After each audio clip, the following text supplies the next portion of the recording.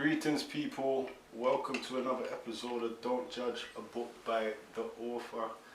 Today I have a legend in the game, in my eyes. I know lots of other people's eyes. A legend in the game, in the book game. Someone who's been around for, I don't know, over probably 2 decades, would you say? Yeah, definitely. In the writing game, and has achieved so much, but I'm not even going to reel off the list of books that this author has written, because he's also written screenplays as well, and into the theatre productions as well, and just so much. But we're going to get into who the guest is before I even talk about all the things he's achieved. So none other than the legendary UK World International Selling author Courttia Newland. Thank you, sir. You good? Yeah, very good. Let's Thanks for having me, man. Good to have you, man. Yeah. Good to have you, man. Honoured.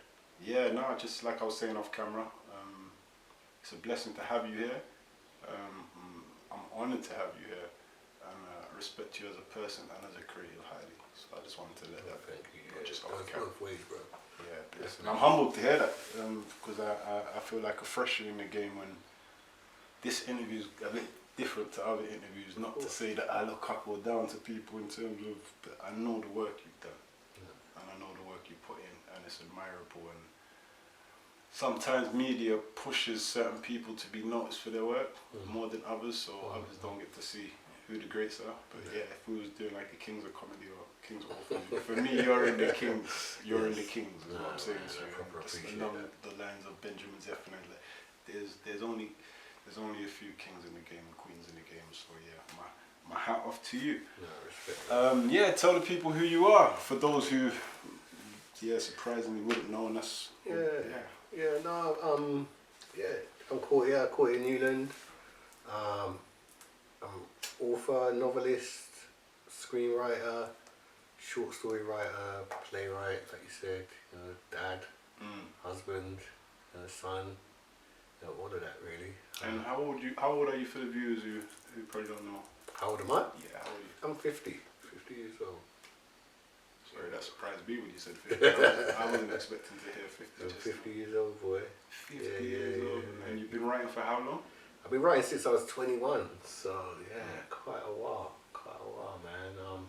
I still, it's got to a point now. We did an anniversary thing for the Scholar. Yeah. I think it was its 21st anniversary or something like that. We did that, and then after that, I just, I started being like, I'm not thinking about it anymore, like how long I've been doing it, which is no disrespect to you or whatever. But definitely, yeah, just in the sense of just, I stopped thinking. Oh, snap. I was just saying, I try not to think about the years so much now. It's not even a conscious to you though. It's just that I forget, man. I'm starting to forget a lot of things. And actually, I've been starting to also, as I'm forgetting the things, I'm trying to look back now. Yeah. I actually got talking to, I managed to have a chat with Percival Everett, who wrote Erasure, which I don't know if you know the film American Fiction. It's out now. I think I've heard of it. Yeah, it's out. And Percival, I was talking to him about his stuff. I'm a massive fan. He's like my favourite writer. So I was talking to him about his work, and he was just like, before you get started, like, I don't remember anything, man. This guy's written about 20, 30 books, bro. You know what I mean? So he was like, yeah, I don't remember, you can't, like, you can ask me about this stuff, but I won't be able to tell you anything about the books. And I was reminding him stuff about his own work, and I was like, at the time, I think, and this wasn't even that long ago, I was like, how is that possible? But then I started thinking about stuff. Like when you asked me, I had to say, I started writing when I was 20 because I actually couldn't remember how many years it is because I've stopped thinking about it. So yeah, I just, I don't know, it just starts to become less of a thing that you keep in your head and you think about more about moving forwards. I mean, that's for me where I'm at. So this is where to ask this question after you giving the answer, but how many books do you think you've written in total, if you do recall? Yeah, no, I know that because that's an easier thing to actually hold on to. I think it's 9. I think it's 9 I've done. 9 books. Wow. And so yeah, I'm working on my 10th now. But I don't know if my 10th that I'm working on is going to be my 10th. It just depends on how things go. That's how it goes. Yeah. It could go one way, then go the other, isn't it? Right. You never know, man. You never Just know. whatever takes you. Yeah. So that's 10 books. Well, coming up to your 10th book. Out of those 9 books you've written, could you mention 3 of your favourite? Before I ask you 3 of your favourite authors. 3 of my favourite books of my own. Yeah. Because I wanted you to actually get some books in today, man. I have to promote. Yeah, that's a hard one, man, because I'll be honest with you, like, everything, the 4 last books that I've done are the ones I'm most proud of for myself. Yeah. But they're not necessarily the ones I think that have made the most impact or that people know me for. Like, people really know me for The Scholar. You know, my first book, you know. Okay. Which is, can we tell people the first book for those who don't know? Yeah, so the first book is The Scholar. And The Scholar was about 2 cousins from a West London housing estate, and they lived together because one of them was kind of orphaned. So they lived together, they grew up together, they're like brothers really. And he's a little bit wayward, one of them, Corey, he's a little bit wayward. And he's out there, he's on road. And Sean is a scholar, he's not on it. He lives in ends, but he's just not on it at all. He's studying, he's got a girlfriend, he's just focused. And then over the course of one summer, they kind of like, not swap roles, but they kind of move closer to each other's little position, you know what I mean? So that was The Scholar, and that's the one that, that's my first book, that's what I was known for. I feel like that was a book that, it's going to sound really egotistical, but from my perspective, that was the first time that people started, that someone had talked about that like that, you know what I mean? Like, talk about ends like that, using the lingo, using the, you know what I mean? I don't think that's egotistical. I think sometimes we do things and we know that we're the first to do them, and we should be allowed to say that we did it, because they say sometimes they say if you haven't seen a book, you have to be the one to write it. So you basically wrote the book that you wanted to see. I really wanted to see that book. I was really looking for that book. I've always been an avid reader. So I was really looking for a book like that. And then, I looked around and it wasn't there. I do have a problem with first, though, you know. I do have a problem with us as black people. Let me say that now after I've said it. Us saying, I was the first this and I was the first that, because I feel like that all you're saying, all you're pointing to really is the lack of opportunity for other people who actually could have done it. I wasn't the first person who could have done it. And also, usually when we say we're the first, it's not really, really entirely true. And it's not really entirely true for The Scholar. We're the first that we know of type of thing in our region. Doesn't mean that it's... Well, this is what I'm saying, because who came before me? Carleen Smith, Must Side Massive. She did it in Manchester. I say I'm the first because I was the first to do it in London. I wasn't the first to write a road novel, you know what I mean? She wrote Must Side Massive, came out a couple of years before. So Dotun Adebayo didn't write Must Side. It was... No, it's Carleen Smith. Carleen Smith. Oh, he published it. He published it. Yeah, he published it. And then, before Carleen was the guy who's credited with the first Black British novel.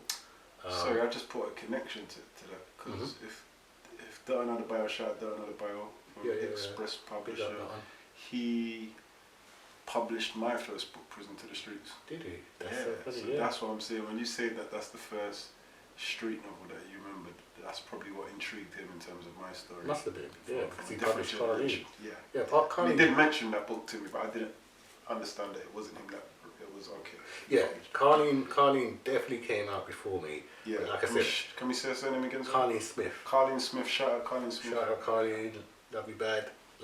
I think with Bad Friday, the thing with that book is that our language was in a different place. And I feel like, it didn't, when I read it, I didn't feel like, okay, this is how we chat or we think. Obviously things are different in Birmingham, so again, I was still like, there's room for me to be able to do something that's different, hasn't been done, So how was that received? The Scholar, very good. I mean, that was released when as well, sorry? That's 1997, man. 97? Yeah. Wow. Yeah. So am I in secondary school then? I am just starting secondary school, So we never had these books in schools. That would have been good, man. It's a bit weird, right? Because I was doing a lot of schools. I was doing schools. Alex was doing schools. My brother Stephen Thompson, the late Stephen Thompson, R.I.P. Rest in peace. He wrote Toy Soldiers. That was out a couple of years after as well. But we were doing schools. But it was a different things were different then. You know what I mean? It wasn't what it is now. People weren't as receptive. But that's the book I'm known for. You go back to your question. I've digressed a lot. No, that's cool. I wanted you to name 3 of your favourite books. That's one. Does that count as one then? That's one. I just want. Okay, so didn't digress at all. I'll go The Scholar, and then I will go The Gospel According to Cain. Yeah, I think that's I don't know if that's my favourite book of mine. I love that title. I don't know about this book, but I love the title. It's caught me. Yeah, I felt very inspired when I wrote that book. But that's a book about a middle class woman who, she's got a perfect life, husband, little baby kid who's about 8 months, 9 months old, and then the youth gets snatched from her car, and she never sees him again. And then obviously it destroys her life. You know what I mean? She's just breaks up with her husband. She's suffering from mad depression, and she moves into Grove. She's there in Grove, and she slowly recovers herself and starts teaching at-risk kids creative writing. So that's what she's doing when we see her in the book. And then this kid starts coming around, following her wherever she goes, knocking on her door, whatever. And then one night he kind of pushes open the letterbox and says, "It's me, it's your son." From then, it's 20 years later. He's like, he's her son. And he's road now. You know what I mean? You sold it to me already. I'm not gonna sit here and pretend like I'm not intrigued. Like I don't know about this book either. You're telling me your 3 favourite. You've already sold 2 books to me. Yeah, so that's the Gospel According to Cain. This sounds not just inspiring to read as a writer. Like I think it will also give me more. Let's go, because I like what you're doing here. What you're doing is what, as myself, I want to be doing as a writer, and I don't want to stick to one subject. Yes.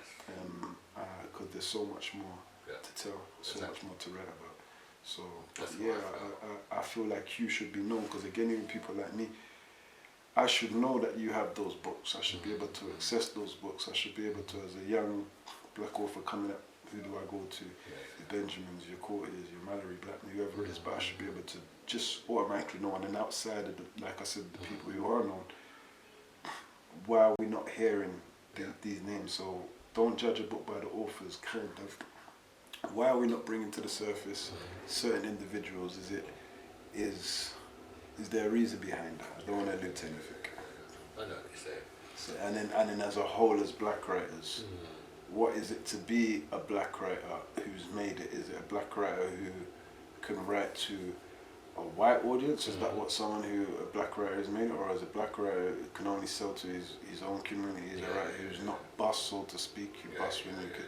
Because it's all about people enjoying your books. Is it about sales? But then at the same time, you want people to buy your book. So it's a bit of a... I know, it's a conundrum, isn't it? So the question, I think the question there, I think really comes is, do you think black authors get a fair shot in the book industry in the UK? And would you say black authors are taken seriously?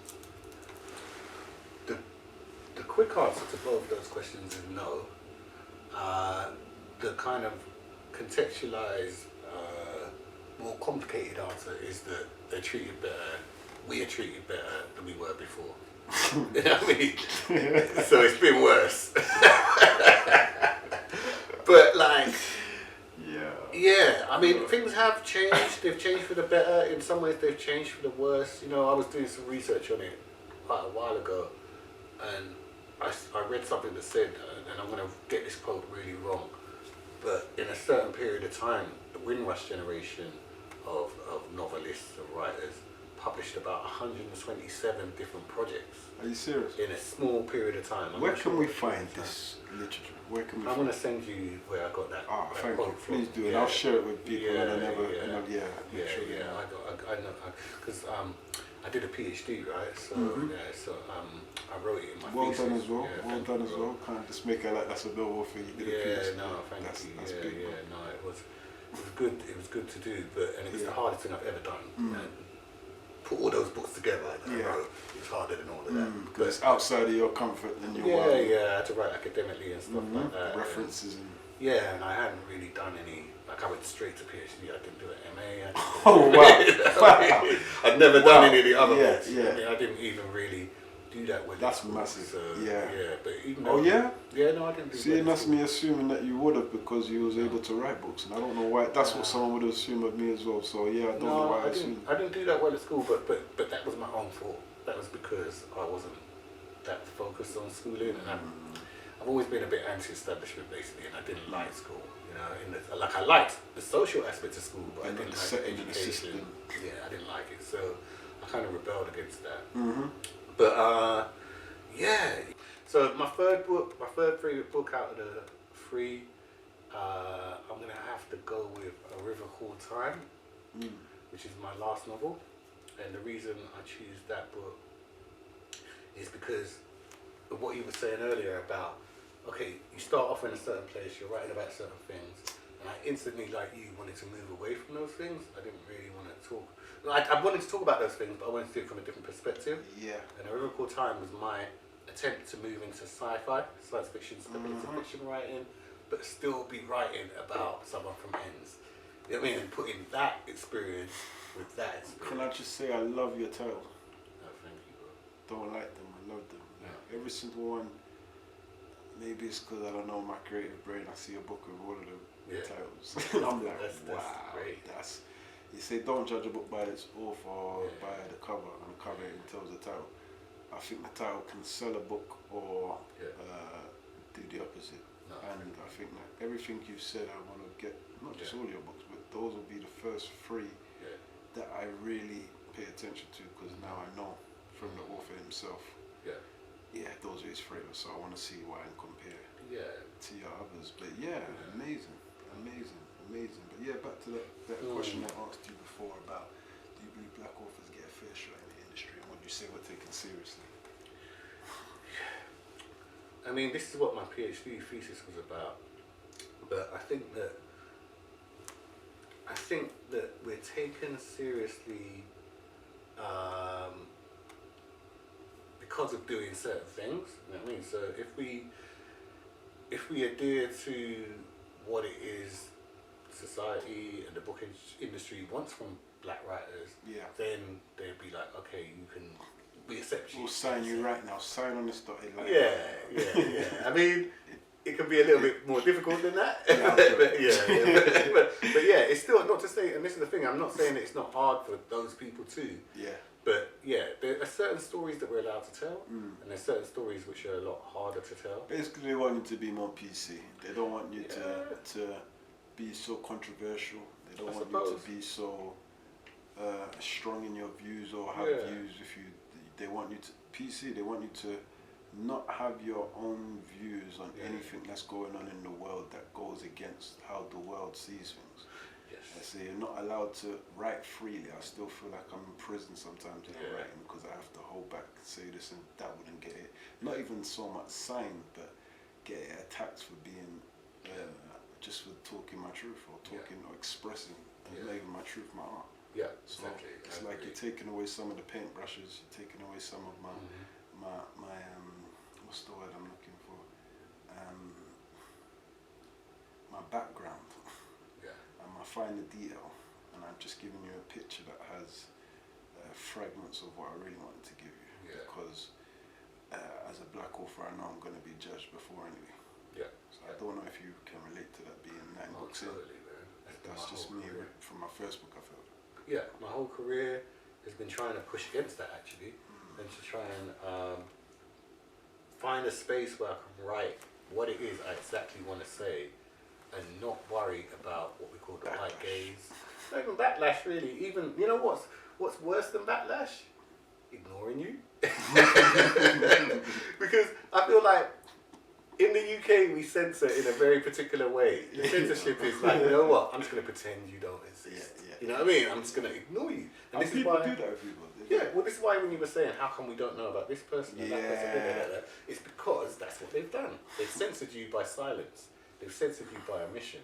So, like, the way to deal with it is to say, just be like, okay, you didn't do that, that book doesn't exist, and then people don't know, and they don't get to see your unique perspective on situations. You know? So do you feel like Britain has seen some of its best authors, or black authors, in terms of the way the market, the industry is set up, the industry to go, where it's like, if they could see from the beginning, from your first book, like you're not really a conformist and you're writing in a style that doesn't go in line with their guidelines of being a quote unquote writer that they can work with.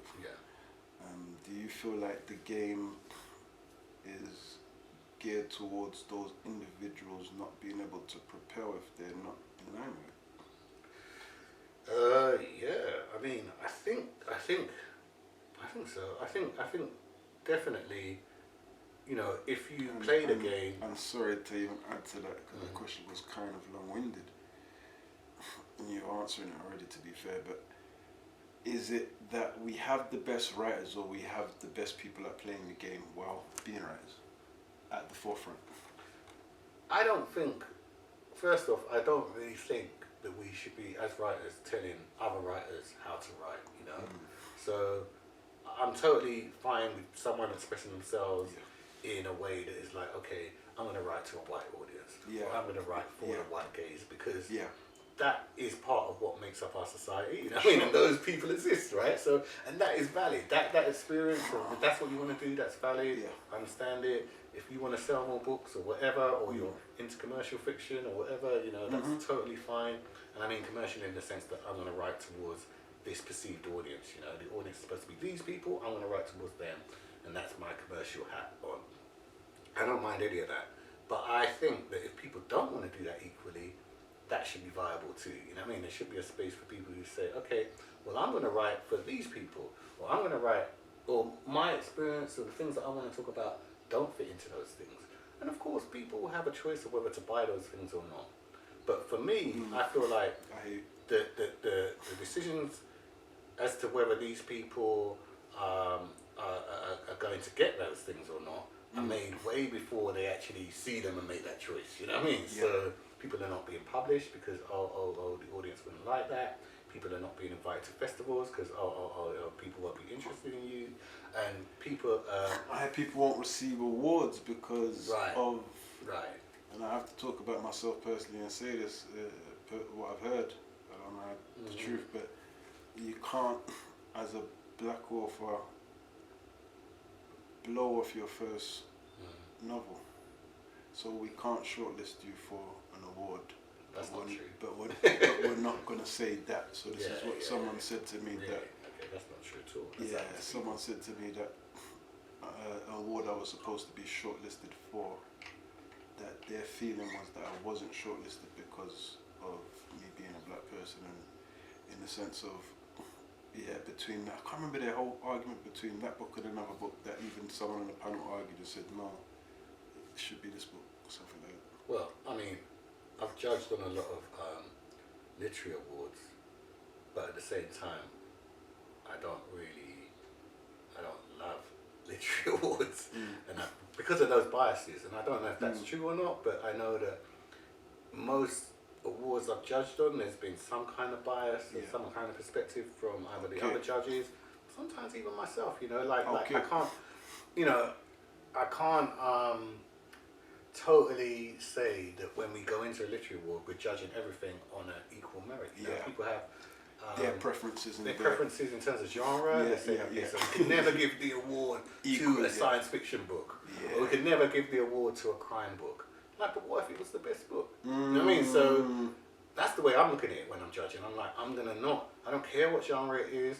I don't care where the person's from. I don't care if they're a man or woman or even black or white. You know what I mean? Like, I've seen it.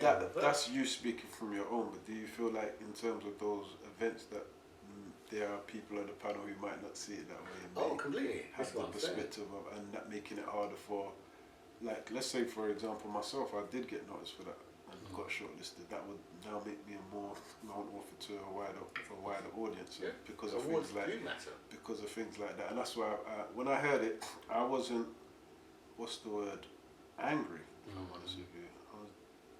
I was. It's normalized. I wasn't bothered about it. It's just something that has come up to my mind years later, because I was like, oh snap, for real. And I know the name of the award, so if I ever got mentioned for that award again, I wouldn't be accepting it. And that's when people would know that that's the award that there was speculation around. But I'm like, that would have given me more attention. That would have helped me better my the work I'm doing. That's what we're trying to do, get attention. So to be robbed of that because of, or the potential of that because of biases is the reason why I say don't judge a book by the author. Let's not do that. We're stopping people's work from getting realised and killing a lot of inspiration for authors. I know a lot of authors who are going to be coming in here who have wanted to throw in the towel because of this battle, not because of the not being able to write battle. They're not being able to get noticed battle for being good. Yeah, I mean the author Courttia Newland, who wrote the novel Some Kind of Black, who actually he wrote which one? Say that again. Some Kind of Black. Some Kind it's of actually Black. about around here as well. I think he Okay. was like a lot of the novel was based on. He came out about a year before me. There's a novelist who, in his debut novel, won a load of awards. Darren. Oh, Darren. Yeah, Darren Dotton's brother. Oh, Darren, I know him. Darren from So when his book came out, he won a ton of awards. So that proves that wrong. But also, like, he said a long time ago, he said that sometimes it's the silences that can really kill an author. You know what I mean? It's like, so the white establishment aren't talking about the books, or if the black establishment also aren't talking about the books, then you can just be like, wow, there's no kind of critical feedback, and that can really harm. I mean, I think that's very true, but also my perspective on that has always been, you know what, I don't even care, to be honest with you. Like, if that's the way it's going to be, the most important thing I can do, and this is just my own kind of driving force, is to put the stuff out there anyway, because that means it really, really needs to be seen. And if I don't put this stuff out here, no one's going to know that we existed. And I don't mean in the sense that, okay, black British people existed, but this is how we felt. This is how we spoke. This is how we loved each other. This is how we interact. It's like the scrolls, isn't it? Passing down the scrolls, man. You Just passing it down through history and then letting someone pick it up and dissect it, and if it's relatable to that generation and know their history. So it's got to exist. It's got to exist. And it's got to exist. But I'm just saying, why can't I be free? I feel like I'm still in prison as a writer because, and I know you say you don't care about those things, but I'm like, when can I just write a book that has no filter, not PC and is going to be heard, and if you want to judge me for it, then judge me for it after you've read it. But don't say you're not going to publish it because it sounds a bit... And not just that it sounds a bit. A published book is someone who... You're writing contemporary English, you fit into a box. I don't fit into that box. I didn't grow up with people speaking contemporary English. It's not my lived experience. So why do you want me to tell a story in that format? I think there's a space for that, and I think that obviously you're talented, and obviously people want to hear what you have to say. But my thing is like I said, the main thing is for you to write that book. You know what I mean? That's more important than anything else. And so, I'm just sharing with you. Definitely. And that's why I think it's really important to respond to anyone who's hearing this as well, because I felt exactly how you feel. You know what I mean? Like, I felt that. I know exactly what you're saying. These thoughts come through my head, and anyone who knows intimately my career and seen me from when I first started and whatever, and known exactly what you're saying. There's been the young me who's been saying the same thing, and I still say it to this day. Sorry to cut you, but this is what I said to you before we was on camera. It buns me that I didn't get to meet Benjamin Zephaniah while we spoke on the phone, and we failed to meet because he was someone who I always knew would have been a mentor for me in the book game. I don't say we all need mentors in life, but definitely in the book game. And when we first met years ago, I remember saying, I'm going to contact you. Didn't get to make contact. I don't know where my life has been in the last few years, but I've always known Courttia as someone I could talk to who would be able to probably relate. Or I've carried a lot of this on my own. People not understanding the background I come from. It's not that I have the understanding of the industry or the world. I just was told to write a book. So that's my, not advice, but my warning to anyone coming in the game. Be prepared for these things. I don't want to put people off of becoming writers at all. In fact, I want to do the opposite. But just be prepared so you don't get your heart broken while putting your heart out there in pages. Yeah, and I'm sorry that happened to you, because my whole thing when I first got started in the game was like, boy, I hope this thing that's happening to me doesn't happen to anyone else. In all honesty, you know what I mean? So I was very, I'm upset a little bit because I was very like aware that this thing had happened to me, and it was a weird experience. And I'm only now just coming to terms with it. I'm writing about that as well. How just in this, I'm writing these essays. I'm writing a collection of essays called The Art of Opposition, and one of the essays is called Unseen Objects, Observed Subjects, and that's taken from a Amiri Baraka quote. You know, he said something like, I'm going to get it wrong, but I'm paraphrasing this. You know, the kind of the almost the irony of being the unseen object, but at the same time being the constantly observed subject. You know what I mean? All the time. That's what we go through, right? Yeah. So, and I was taking this to write about what it feels like to be a writer who wrote about road and working class British life within the industry, but at the same time, people are saying, we don't really want to hear that shit. I mean, I want to hear about doctors and lawyers and da-da-da-da-da. And me being like, but that's how I grew up, man. That's like that's how my life was. I can't, sorry, but you know, I can't take that back. You know what I mean? I can't, that's how I grew up. And that's why I wrote The Scholar. Yeah. Because I was in that environment. And there was an element, I never lied, right? There was an element of me looking around and looking at Dotton and looking at Steve Pope and seeing that they put out Yardie and being like, wow, for the first time I picked up Yardie, I read it. Wow, they're talking about Harsden. My grandmother's from Harsden, my mum's from Harsden, my mum and dad met in Harsden. You know what I mean? So these are streets I've never seen in a novel before. I read my whole life. I'd never seen Harsden mentioned in a book before until I picked up Yardie. And I was like, so I was like, wow, now we can talk about the stuff that I want to talk about. Because before I was like, I don't want to be a writer because writers don't talk about road. You know what I mean? And so, there was an element of me being like, now it's the time. Now Yardie's out. Wow, Yardie blew up. Now, okay, I can write about what's in my heart. I can write about how I grew up, and that would be people would listen. What year did Yardie come out? Just for people who don't know, because I don't think I know. I don't know for sure. In the 90s? It was the early 90s, I reckon. I don't want to say. I would like just jumping and putting my finger on the date. I would say like 93 maybe. I'll find out. But like I'm not actually sure. But so this is what happened to me. So I'm writing about.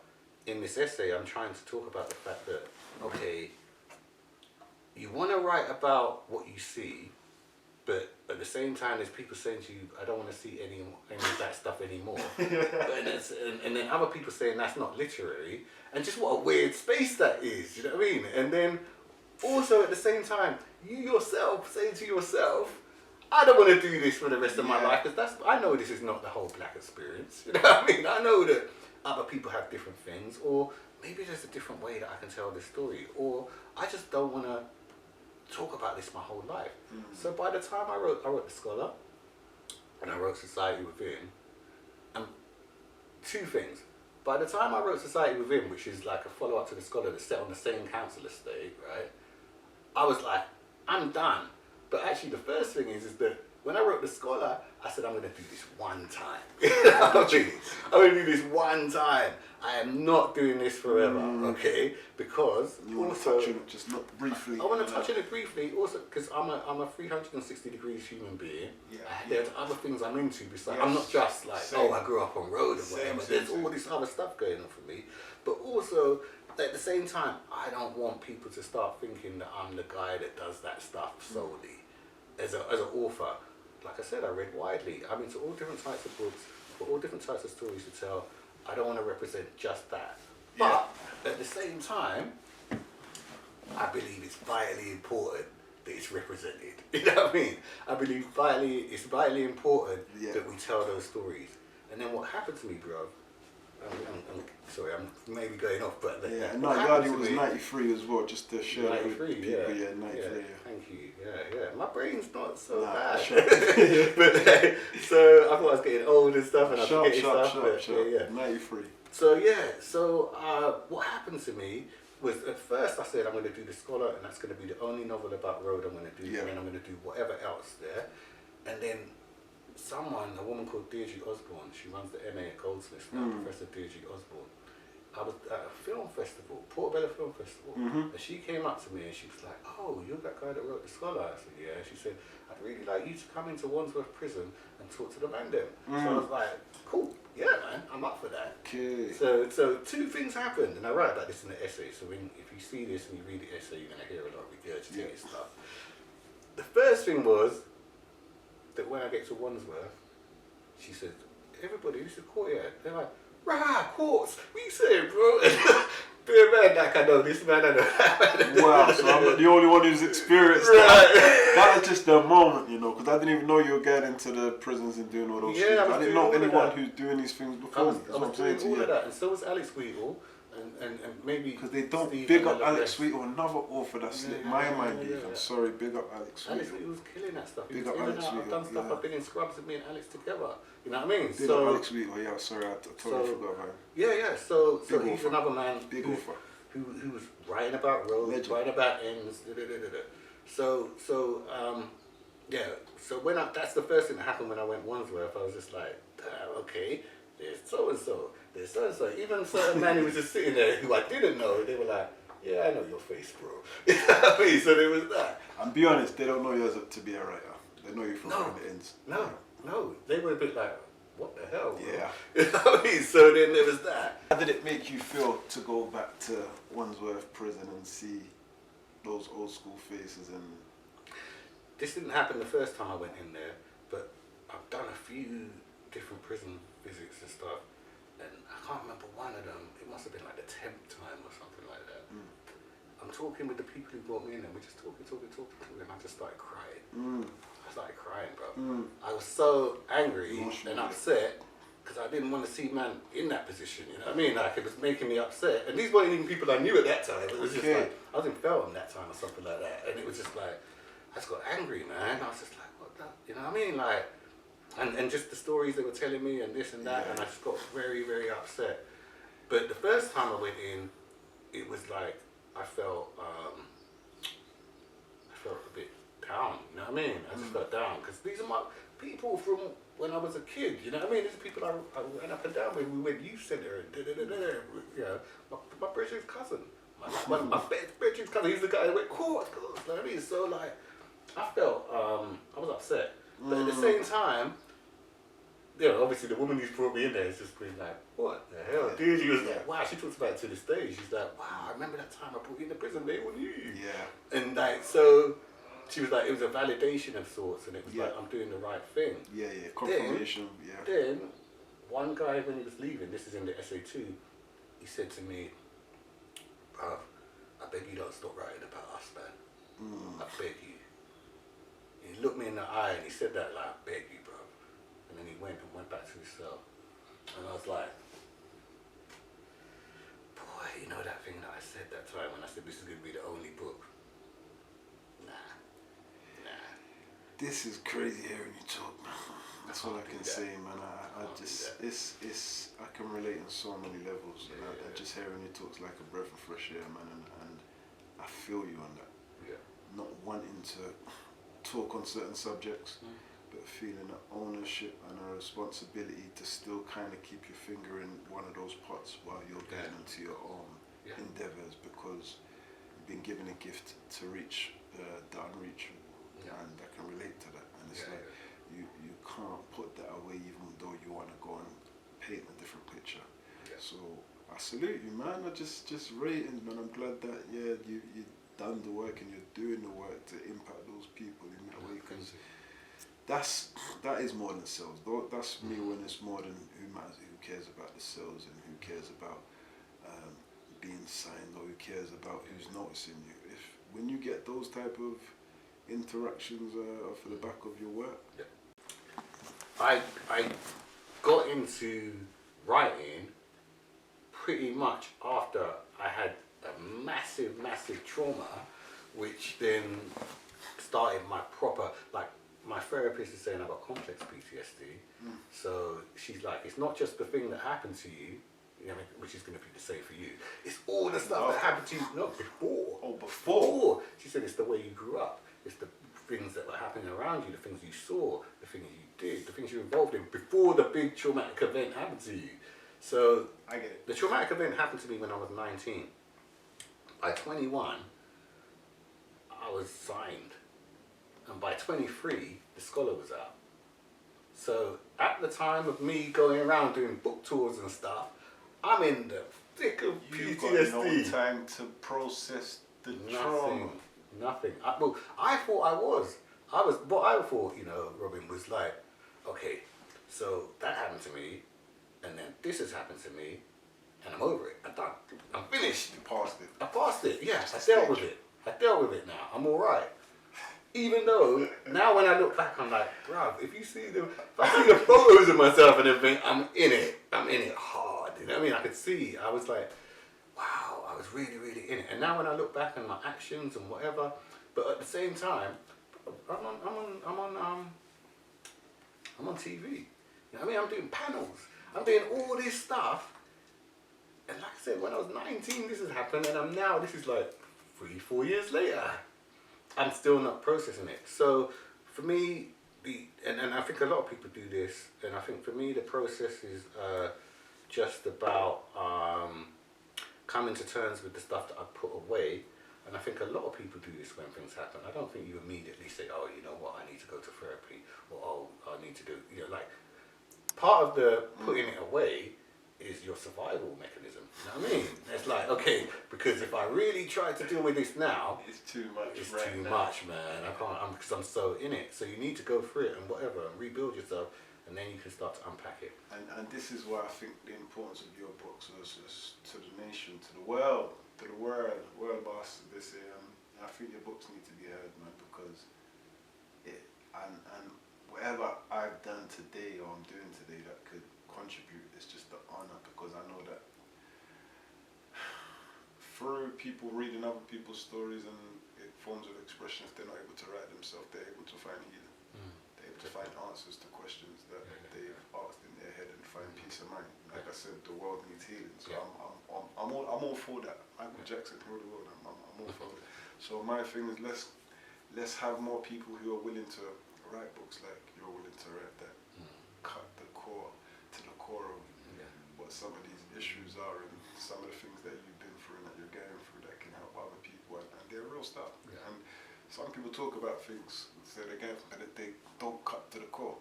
So you're not really, it's surface. That's what I'm saying. Is you're not. If you give surface level stories, you get surface level responses from those stories. So cut to the core.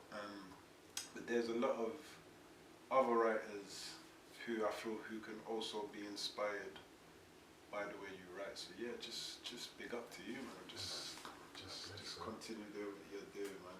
Thank you. And you kind of answered this question, but I did want to ask you if you felt that writing has affected your mental health positively or negatively in any way. But yeah, definitely positively.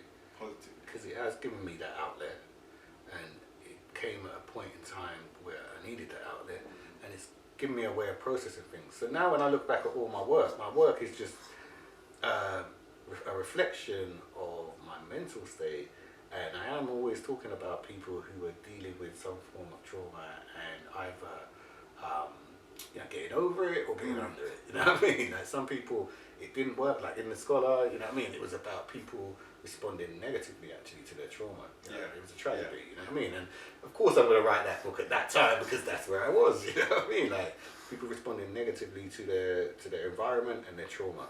And then other books, I'm like, okay, so how do people respond more positively? You know, so it's a record time. It's definitely about that. It's interesting. Everything you say just resonates with me. See, even when you say that you was, I don't want to say about the incident because you didn't share it, but at 19, what incident that happened that was traumatic, that you became an author 2 years later. I think I was in prison in Jamaica. I came out at age 20, 21. And I was an author by 24, but already a student in uni at 21 or 22, I can't remember. It was the year after coming out of jail from Jamaica, foreign country. Same thing. Like you said, the stuff leading up to it, that ended up being in the book, if you like, of the separate traumas. So I feel like I was being judged hard our responses even after the book was written, how I was behaving and to see if I'd changed. And I never once said in that book that I had changed. Do you mean by people on road, or do you mean people like just around you, I would or feel in the industry, or both? I would say a bit of both. A bit of both. I say people in the industry didn't really matter to me because they don't know me, they're not my people. But I would say definitely people that you grown up with, because it's like you're not allowed to have a temper no more. You're not allowed to do certain things no more. You're not allowed to be. I've been told I've been accused of being angry on platforms. People say you sound angry. I'm like, but I am angry. No, but you don't seem like you're happy with like certain things. I'm like, this isn't. This was never about being a celebrity for me. I literally came out of jail from Jamaica a couple of years ago, and friends around me are still getting killed.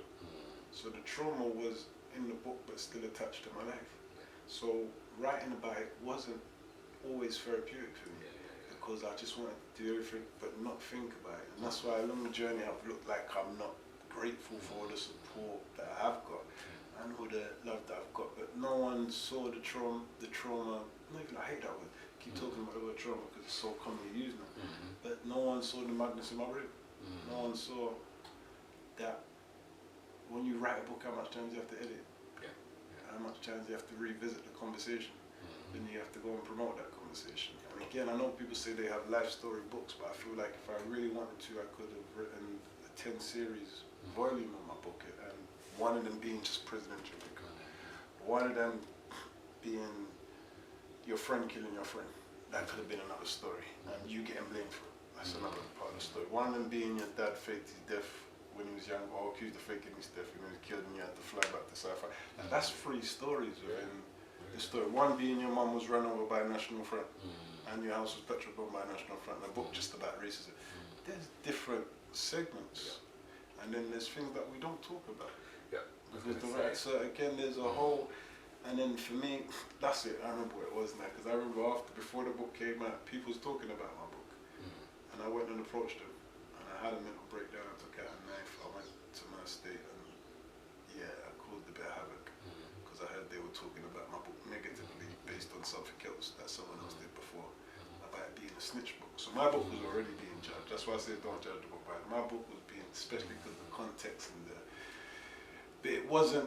For me, I don't think people really thought it was going to be a snitch book. I think now a lot of people, why people don't support it, why they judge the book by its author, because a lot of the things I said, it took me years to figure this out, like why it was being judged, because my truth shows their truth in some senses. And the truth is a lot of them are still prisoners to the streets. A lot of them things I've said without using names will make people feel discredited in that street world. So to validate a book like that is to get them to say, no, Robin was a serious guy, or he was the truth, or we can't say that, so we ignore him. He wasn't out here. Like you said, we ignore that he existed, and just talk about people who are doing things now on the street and whatever it is. And that's a way to that gave me understanding, and like, I'm talking about a condition, not just my life story in that book, of a mentality prison to the street. I remember the first time I told someone what happened to me, she said to me, don't say exactly what it was now. Yeah, definitely. You're recording, right? Yeah. So first time I spoke about what had happened to me, and just like my experiences and stuff, different things, she was like, I didn't think that happened. She was shocked. And I was in Cuba, and we were at this writers thing. She was shocked, and I was like, "Why are you shocked? Like, you read my book, The Scholar, right?" She said, "Yeah, but I thought you made all that up." And I was like, "What? You thought I made it up?" And that's what gave me a kind of insight into the way that people are viewing the book. They thought there was a big thing about, again in the essay, you're trying to be American. You're just copying their rappers, you know what I mean? And they're like, you guys have no understanding about what is happening. And that was also another denial, you know what I mean? And so because that was another denial, I was like, wow, people are not getting that these things actually happen. I wasn't making it up. This is all real talk. Like, I think at that time, the thing with my friend in Nando's hadn't happened. I don't think at that time. I can't really remember properly, but I know that other things had happened, and this is even before I became an author. obviously other things that happened, all sorts of things happened. Yeah. And it was just like, wow. So when I wrote that down, you thought I was just trying to be like, oh, I'm from Brooklyn or something. That's your lived experience. Did you even look at the book? Because it's very clear. I even say it in the book. Someone saying, hey, listen, talk like you're from London. You know? Don't talk like them, man, because this is, we talk like this. So I was trying to make a case for that. But,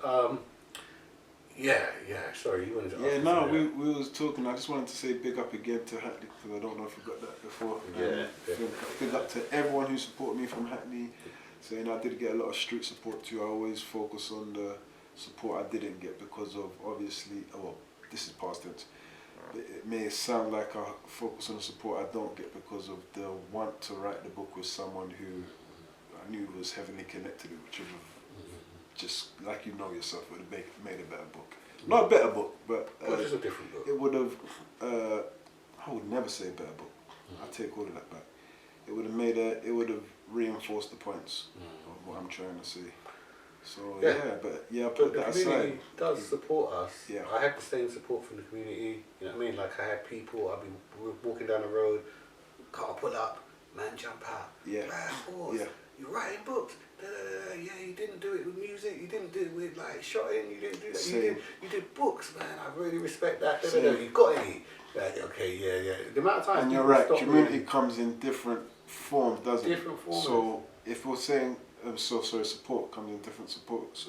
So if we're saying that those conversations, and community and support. But if we're saying that those exchanges are happening, then there's so many of them that I've experienced where I had to say no. I needed to hear that. Yeah. There's definitely support. But I've shouted them out before, and I'll shout them out again for those who don't know, and you might not know. But big up, Brian Eagle in Tottenham. Wood Green and Peppers and Spice in Hackney, because they've sold my books. They've supported me in many ways. I've said even before, Brown Eagle, rest in peace, Sean, manager. They invested in books and sold them from their shop with no cost for themselves. So gain for themselves. On that score, I would like to big up Mark Morrison, man. Return of the Big up Mark Morrison. I was in the I can't remember what pub. I think it was the Market Bar, Portobello Road. I walked in there. I don't know why I had a bag of books on me, but I was in there and he was sitting at the end of the bar. He had a bridging with him. I sit there, I don't know, I was having a drink or something, and the bridging came over to me and he was like, "You're the author, right?" And I said, "Yeah, I am." He said, "Mark wants to talk to you." Yeah, proper G shit.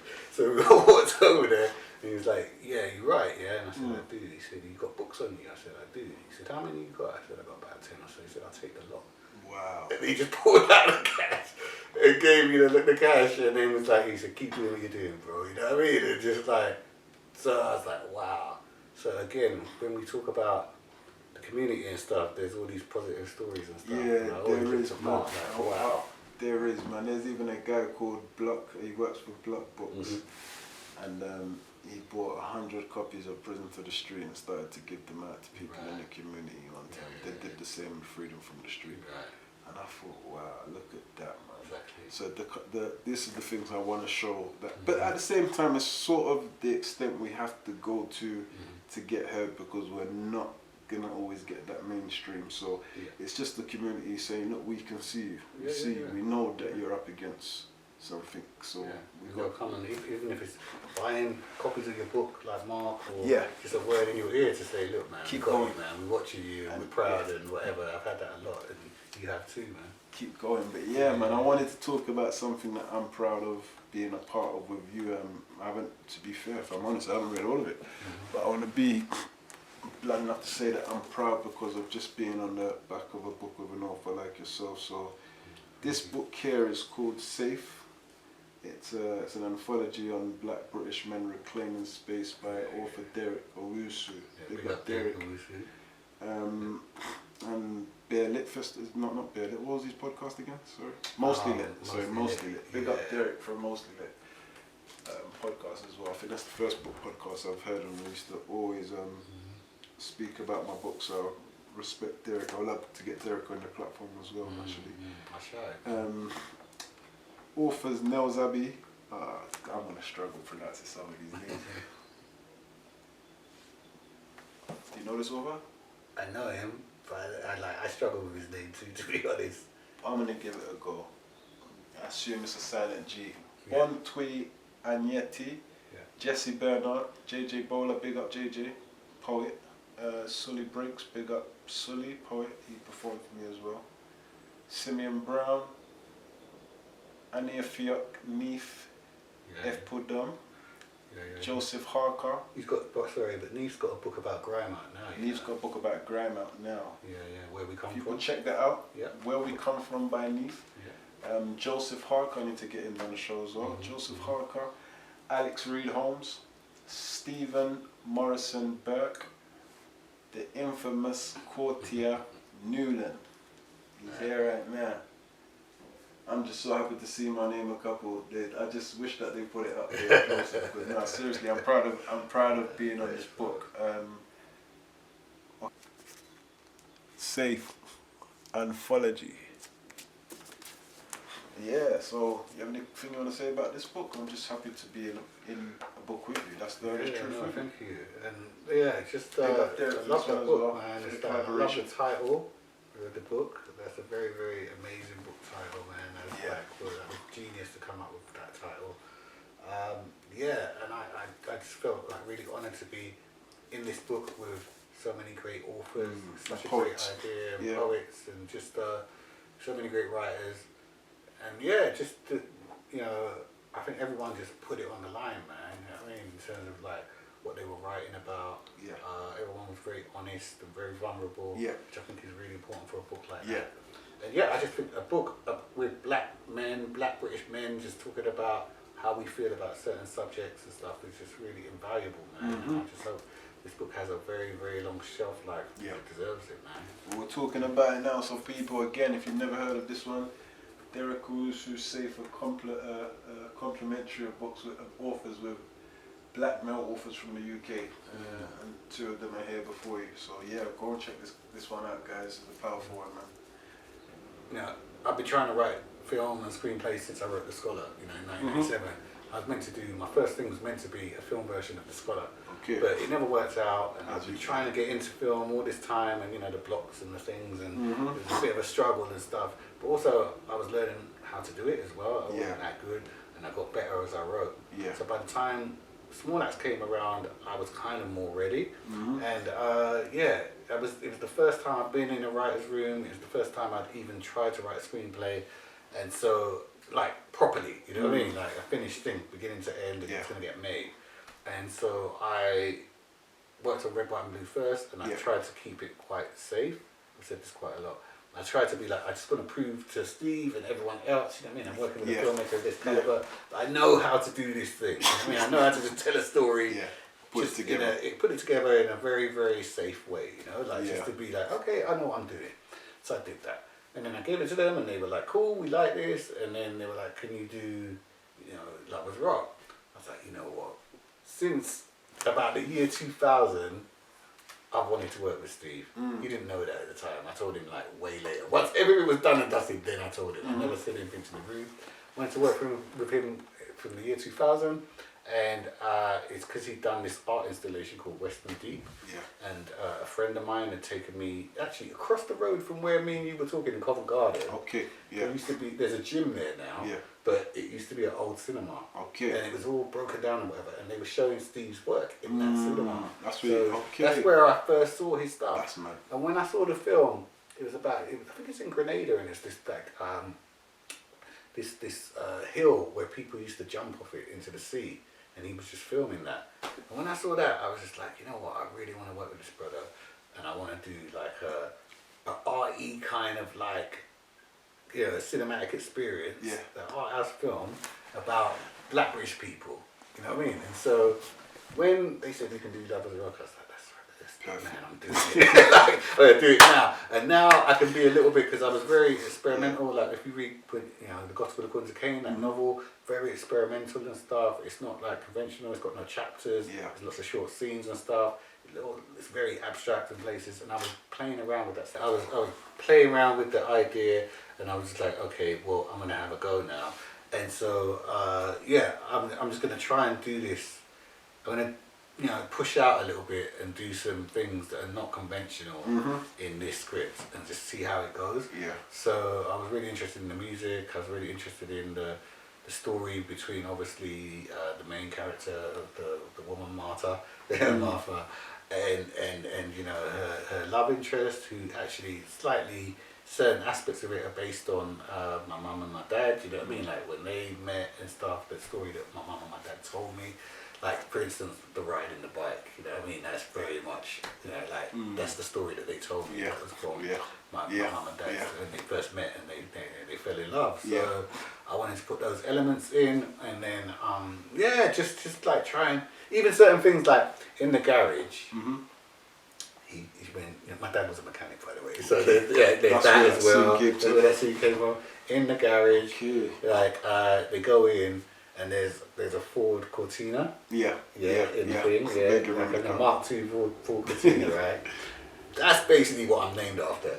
That's why my dad and my brethren call me Courttia. Because that is my dad's car. That's the car that he loved. You know, with a Ford Courttia. So I put it in the scene. Inspired, Character, her cousin being called CT. That's what all the olders used to call me when I was a little kid. You know what I mean? Or the Soundman or whatever. They'd be like CT.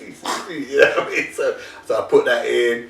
You know, and just like trying to really just like put those little breadcrumbs in for my family, basically. But also just have fun with it, play around. I like that you could pay homage there with those breadcrumbs. Yeah, little nods. I mean, it don't mean anything to anyone, but to the people that it means something to. They would watch it and be like, I know what that means. I know what he's talking about. And then I had to tell Steve afterwards. You know what I mean? Because I didn't know that. But yeah, we kind of really, really worked closely together. Yeah. Big up Steve again. Yeah, Steve did a really, you know, I tell you something, man. One of the things that was really interesting about working on the whole thing with him was that when I first met him, he just started talking to me about West London. You know what I mean? And it's weird because I don't know how people have a very funny view about Steve in terms of like him maybe not being from ends and whatever. But he was quizzing me about like what bus you take to get from Bush to Ladbroke Grove then. Yeah. I was just like, well, you could take a 7 or a 7. And he was like, all right, you know what you're doing. So that was the first question he asked me. Wants to know if you're really from around. Yeah, so like, it was the first question he asked me. There was an opening question. So he was very interested in the detail. Yeah. And also I was selling myself like, I'm the only writer you're going to get who's from that area, who, you know, maybe not the right age, but in terms of I know the stories. You know, talk about Mangrove. I remember being one of my oldest saying, look, you know who that brother is? And I was like, no, I have no idea. He said, that's Frank Critchlow. Get to know who that man is. You know what I mean? Because he did this, he owned the Mangrove on the front line. And you know what I mean? Like, so, I had that growing up, you know. So, it was just your screenplays. I just want to say, man, they're equally as good as your books, and I want to see more from you. And I wanted to know if there is any more screenplays in the future you plan to write, as well as any other than the 10th book or penned 10th book, because it possibly might be the 11th. So a book adaptation of a novel that's set in Jamaica called August Town. Yeah, so it's by a Jamaican writer called Kai Miller. So I'm working on that adaptation of that. And then book-wise, I'm going to write a novel about my experiences, that incident that we've been talking about, we've been skirting around. And that's hopefully to be the next book that you write. Hopefully will be the next novel. I'm pretty sure it's going to be the next novel. My problem with that is two things. The reason why I'm not talking about it is because I don't really want to talk about it until I've written a novel, and then I'll be very, very open about everything that happens. I have to get you back here when definitely. Yeah, but also, you know, I think with that, I just don't want to. I don't want to say too much. You know, before I get into it, and then I'm going to do that, and then I'm going to do this book of essays called The Art of Opposition, which is just about kind of what you were talking about. How do you exist as an artist, as a Black British artist mainly, but any artist really, coming from my perspective, but anyone can read it, and keep true to your art, keep churning out stuff, but not be part of the mainstream. That's Right. why it's called the art of opposition. So like, who are the writers that I read? I'll be critiquing writers that I read who I feel have done that, because I think reading writers like that has helped me. Opposition. I'm really into underground music, man. I believe there's a place for underground music. So I talk a little bit about music, talking about film, decolonized film. There's a lot of film coming out of Africa right now, which is just like very, very hot. You know what I mean? Like, especially South Africa. Yeah, coming back from South Africa. So with this platform, just to share before we round up, is that I'm planning to connect the whole diaspora. So I was inspired to. You say you're inspired by the underground. I love the underground. I believe there's too much underground black authors because there isn't that much of a mainstream publishing place for us. So yes, this season is about British authors, but I've got links in South Africa and the Caribbean. If you have any, send them my way. Anyone who's unknown and anybody who's watching this who knows any, we're trying to create that platform so at least if our books are not in those shops where we want to hear about each other, they're on a platform where we can say, okay, I want to read a book about a Trinidadian child or whatever it is, a child in America, or whatever their stories are, what they've got to say, so I can hear the rawness of that, something that doesn't have to be PC, or even if it is PC, we know where to find our writers. We know where to find our writers, whatever they're doing. And I just think it's important for us, the most important thing for us is to write in our own voice and not be censored in any way or compromised. Yeah, just write. So if you want to do a PC thing, great. If you don't, great. But you can exist equally, you know. So that's what it's really about for me. Yeah. So where can people find you though? Because you're someone who, for me, I feel like again, I should have known about you in school, even though you're not much. You have maybe 11, 12 years. I feel like your work should have been more accessible. Maybe I missed it because I'm not far enough in age. But even now, even today, I feel like your book should be. I want to hear my children coming home from school saying, "Dad, I read a book about Courttia Newland or from Benjamin." I want it to be. It's not. Doesn't feel like it's still common enough. But that's something again that I don't think is in the power for anyone to change other than the Most High. So I think me doing things like this and talking about it hopefully goes towards people getting those books for their children at home rather than waiting for the school to get them. So let me just say now to parents, let's invest in our authors for our children so they have an idea of what books look like outside of what publishers call books. But sorry to go back to the question, where can people find you, because I sidetracked? I think I'm in the bookstores. You know, you can find me in the bookstores. I have a presence on social media, but like I don't really post or anything. I just find it takes up far too much of my time, and I need to spend time on working. So that's why I'm not really on there. On Instagram at Courttia Newland. And X as well, Courttia Newland, same thing. Okay. Cool. Well, I just want to say thank you for coming here, and I mean thank you.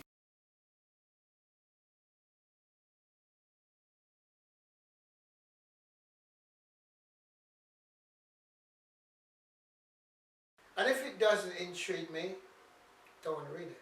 Simple. Don't want to read it. Because if you can't get my attention and get me like, oh, at least curious, then it's not the book for me. That's how I work.